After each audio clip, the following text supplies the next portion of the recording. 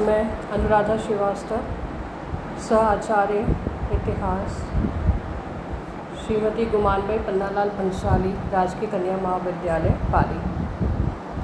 आज हम लोग करेंगे लॉर्ड डलहौजी, जो आधुनिक भारत के इतिहास का पहला पेपर का टॉपिक है और ये BA फाइनल ईयर के स्टूडेंट्स के लिए है। लॉर्ड डलहौजी 1848 से 1856 ईस्वी तक भारत में गवर्नर जनरल के पद पर रहे। वे लॉर्ड विलियम बेंटिक के पश्चात कंपनी के सबसे महत्वपूर्ण पद पर भारत में गवर्नर जनरल बन के आए। उनकी ख्याति एक महान साम्राज्यवादी और सुधारक के रूप में थी। उनका मुख्य उद्देश्य भारत में अंग्रेजी सत्ता का अधिकतम विस्तार एवं इसे एक सुसंगठित स्वरूप प्रदान करना था। अपने उद्देश्यों की पूर्ति के लिए उन्होंने उचित अनुचित सभी साधनों का बेहिचक प्रयोग किया। उनकी साम्राज्यवादी नीति ने असंतोष को विस्फोट के कगार पर पहुंचा दिया। उनके भारत से जाने के तुरंत बाद ही 1857 ईस्वी का विद्रोह हुआ, जिसने भारत में अंग्रेजी सत्ता की जड़ें हिला दी तथा कंपनी शासन का अंत कर दिया।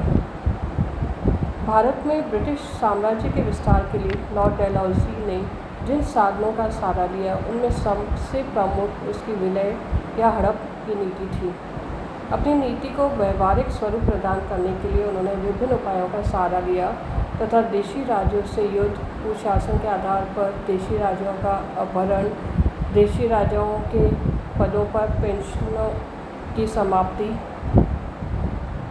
तथा गोद निषेध नीति अथवा विलय का सिद्धांत। इन उपायों द्वारा डलहौजी ने लगभग समस्त भारत पर अंग्रेजी आधिपत्य स्थापित कर लिया।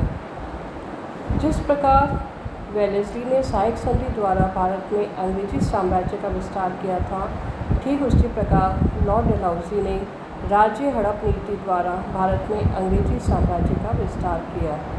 इसके लिए गोद की प्रथा का निषेध प्रारंभ करने के पूर्व डलहौजी ने देशी राज्यों की प्रकृति पर विचार करते हुए उन्हें 3 वर्गों में विभक्त किया। प्रथम श्रेणी में उन राज्यों को रखा गया जिनमें निर्माण में अंग्रेजी सरकार का प्रत्यक्ष अथवा अप्रत्यक्ष योगदान था। ऐसे राज्यों के शासकों ने गोद लेने की प्रथा पर पूर्ण रूपेण पाबंदी लगा दी गई। दूसरी श्रेणी में अंग्रेजी सरकार के अधीनस्थ राज्यों को रखा गया। इन राज्यों के शासकों के लिए यह व्यवस्था की गई कि वे गोद लेने के पूर्व सरकार की स्वीकृति प्राप्त करें। तीसरी श्रेणी स्वतंत्र देशी राज्यों की बनाई गई। इन राज्यों के शासकों को गोद लेने की पूर्ण स्वतंत्रता प्रदान की गई। डलहौजी ने गोद निषेध की प्रथा को क्रियान्वयन स्वरूप प्रदान किया एवं अनेक राज्यों को अंग्रेजी साम्राज्य में मिलाया।